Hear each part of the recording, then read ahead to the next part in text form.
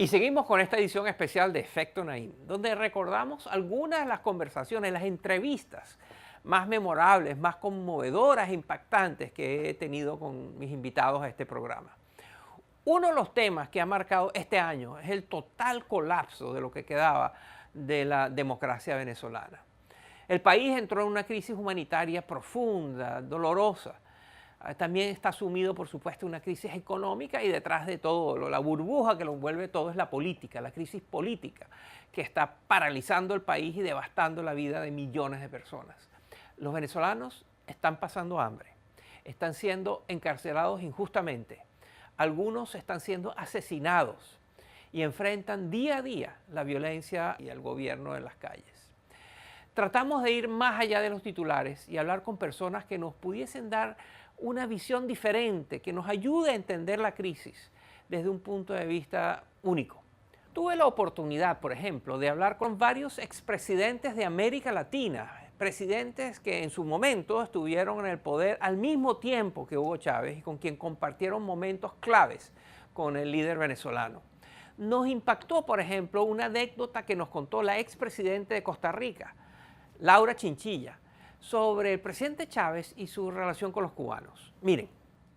Finalmente, los asesores en materia de estrategia, en materia militar, en materia de algunas áreas de manejo del Estado, pudieron haber influenciado, digamos, en lo que hoy es Venezuela, pero sin lugar a dudas ha habido mucha presencia de cubanos en Venezuela, pero a mí me parece que la influencia mayor fue una influencia de las personalidades de Fidel y de Raúl sobre Hugo.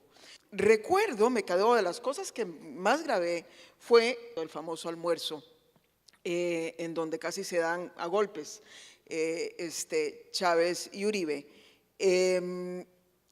A Raúl, hablándole a ese, porque vaya, es que era muy grande, era grueso, y cuando se enojaba se le sentía esa fuerza aún más. Y ese hombre ya estaba imparable a írsele encima al presidente Uribe. Y el que realmente, yo creo que lo logra frenar, el que dice algo y él escucha finalmente. El domador, ¿no? Fue Raúl. Raúl logra detenerlo. Pero bueno, esto para decir que a mí me parece que ahí había una influencia en lo personal, en lo obviamente doctrinario, ideológico, que a él lo marcó muchísimo en lo que él finalmente terminó configurándose como líder. Una de las influencias más significativas del gobierno cubano en Venezuela es la transferencia de tecnología de la represión. Están transfiriendo tácticas de represión política al gobierno de Venezuela, tácticas que han puesto en práctica y que han aprendido durante décadas de Estado policial en Cuba. Sobre este tema y otros, hablé con Lilian Tintori. Lilian Tintori es la ya muy conocida activista de derechos humanos, pero es la esposa de Leopoldo López, uno de los más reconocidos líderes políticos de Venezuela, que ha estado preso, 3 años y medio preso, desde que el esposo de Lilian Tintori, Leopoldo López, fue injustamente encarcelado en el año 2014. Lilian Tintori se ha dedicado a abogar por sus derechos y los derechos de otros presos de conciencia en su país. Ella y su familia han pagado un precio muy caro. Miren. Tengo otras prioridades, veo la vida distinta, mis hijos también. Hemos vivido la persecución directa. Leopoldo, mi esposo, está preso, pero mi familia también está presa del régimen. O sea, nosotros nos persiguen, nos atacan a diario, todo el tiempo. Y a mis hijos también. A mis hijos los han buscado en el colegio, agentes del Estado, preguntando por ellos. A mis hijos, Manuel y Leopoldo, 7 y 4 años. Manuela tiene 7 años y Leopoldo tiene 4 años. A mi casa mandan dron, los aparatos para grabar mi intimidad dentro de mi casa con mis hijos. Al equipo más cercano de mi casa se lo ha llegado el gobierno. Los intimidan, los amenazan. No solamente Leopoldo está preso, sino que ahí dentro de la cárcel también violan nuestros derechos y nos acosan. Graban todas las visitas. Graban la visita familiar y graban la visita conyugal. Y luego ese audio y ese video lo ponen en el canal del Estado para difamarnos. Y por último, quisiera recordar una entrevista muy particular. Esta no fue una conversación sobre Venezuela, sino una conversación sobre psicología. Hablé con el doctor Carlos Slutsky, quien se ha dedicado a investigar los efectos mentales y psicológicos de vivir en una dictadura.